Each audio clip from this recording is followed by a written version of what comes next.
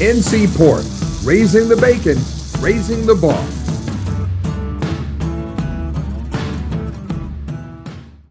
Good to be 3-0. Proud of our guys. Defensively, two halves. What a great second half. They stopped them every time they were on the field. Second half shutout. Two great interceptions, and loved Isaiah Shirley's play. Such a key play at a key moment in the game. Second straight game without a turnover on offense, taking care of the ball, being physical. Run game was great. The guys caught the football for the most part. We had some penalties that we need to clean up that kept us from scoring again, which is disappointing. Yeah, what a terrible start, the kickoff return for a touchdown.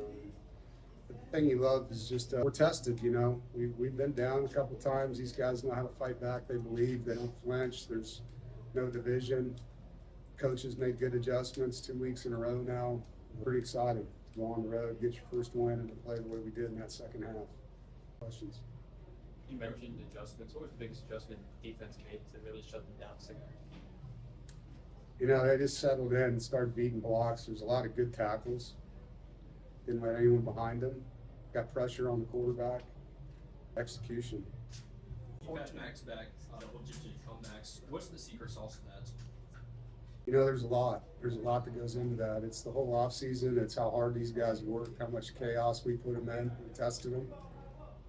I told them when they got back it's going to be the hardest thing they've been through, and it's going to make them the closest team they can be if they fight through it all, and they did. Strength coaches did a great job. Our coaching staff spent a lot of time with these guys. And I think our training camp was built a certain way where they got to know each other. That's hard, you have 41 new players, and I think that's one of these things in college football.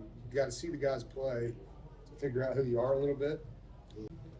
But we knew we needed to come together, and that was the thing last year's team didn't do. So it was a major part of what I wanted in the offseason was to create that chemistry on the team. Winning helps. Getting guys out there making plays helps build belief. And I think playing the schedule that we played has helped us. We've been tested, that team hadn't. And so it definitely put us in a better position in week 3 by playing the two teams that we did. Dave, you've had so many wars in this stadium. You know the history well. How much more satisfying does it make it to walk off a winner? Hey, look, man, I love winning. And to quote Dave Doeren, it's like better than losing, right? It's a great feeling, man. That's what we do this for. These games, it's all about winning. And you don't spend the time you do away from your families as coaches to almost do things, right? And so our goal is to be undefeated. Every week it's one game at a time, and it doesn't matter how it ends up. It's a W. There's a lot of good stuff in that game, man. Our kicker did a great job. Our punter was phenomenal in that game. Our punt coverage was great in that game. There's just things that really helped us win that football game. I was really disappointed in the targeting call. I tell you, I thought that was not a good call. Last year we lost Grayson McCall to a play that wasn't targeting, but that was today. I'd love an explanation on that.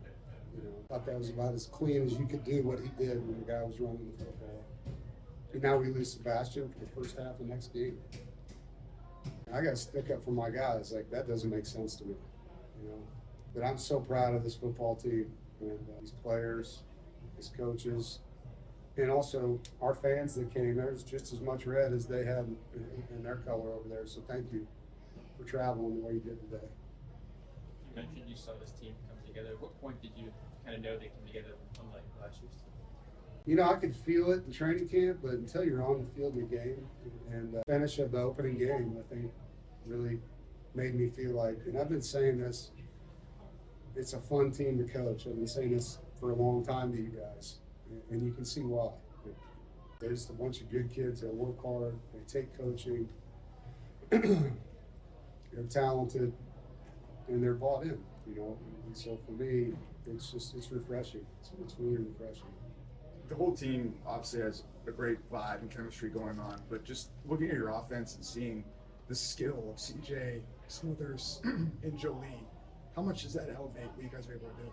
Yeah, there's a lot of weapons over there, Wesley, Noah, Terrell, Keenan are also weapons, and Teddy showed he could make plays in game 1. So when you have a good quarterback, it's nice to have different pieces that he can look at. I mean, you can't just spin coverage to Joly or cloud up a guy and take him out of the game, right? Like, there's multiple guys that can hurt you. And then Duke Scott out of the backfield too showed he can catch and run, and had a violent run on the sideline, knocked two of their guys down. And so there's a lot of good things going on skill-wise on that side of the football. And I think what gets lost in this is the blocking of Cody Hardy too, you know. And that kid doesn't get to catch the ball a lot, if at all. But boy, does he make a difference in the run game. Dave, last year's away game was where CJ was first really thrown into the spotlight, and you can kind of see some of those rookie mistakes. This year, he goes 3 passing touchdowns, no turnovers. Can you speak on his growth? Yeah, I'm so proud of CJ.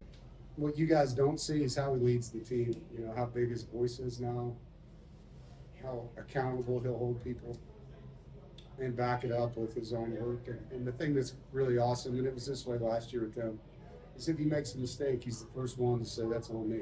You know? And so it's easy to follow a guy like him. And he knows the offense, he understands it, he makes plays with his feet, he takes care of the football, and he gives guys a chance to make a play. Two more. Dave, we talked to Keenan, and he referenced last week being a pillar, you know, at halftime, them saying we've been in this position before. How much is that going to help going forward in that experience, and how good was it for you knowing that the coaches and the players would be able to manage this? Yeah, it helps. I mean, you know, 80% of the games, this is, you guys prove me wrong if you want on this one. This is the research we did. Last year's college football, Power 4, and NFL football, 80% of the games were one-possession games. And so, you know, last year we did not do well in those games. And so it was a massive emphasis. We've put them in so many game-ending situations in practice, into half, into game, 4 minute, 2 minute. And so it's comfortable for them now. They understand what they have to do. They excel. And people call it pressure situations. To me, when those happen, you always revert back to your training. And so they believe. You know, they're comfortable. They know what to do. They know how to do it, and they believe they can get it done. We've had some good running backs in state, and Hollywood Smothers. It's a bell count. I mean, just to have that weapon, how easier does that make it for you as a coach? It helps a lot when you got a dude like him, man. And he is tough, and he demands things on the sideline. I congratulated him on, you know, his career best day in rushing, and he's like, I don't care about that. We won. Like, that's what he said. So it's just to have a guy like that that's about the team, again, refreshing. But guys follow people like that, you know. This has been Bold North State Football Daily, an exclusive presentation of the North Carolina Sports Network. Make sure you follow us on social media at the NC Sportsnet, and check out our website that is wall-to-wall coverage of North Carolina sports at ncsportsnetwork.com. Our foundational partner is the North Carolina Pork Council, raising the bacon, raising the bar.